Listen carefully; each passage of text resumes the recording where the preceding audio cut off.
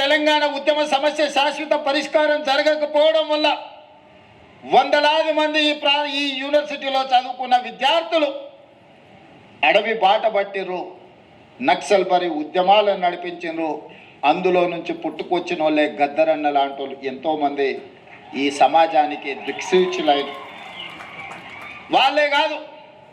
ఈ ఉస్మానియా యూనివర్సిటీ గొప్ప ఆర్థిక మేధావి పివి నరసింహారావు గారిని, ఉత్తమ పార్లమెంటేరియన్ జైపాల్ రెడ్డి గారిని, పోరాటాలకు స్ఫూర్తినిచ్చిన జార్జ్ రెడ్డిని,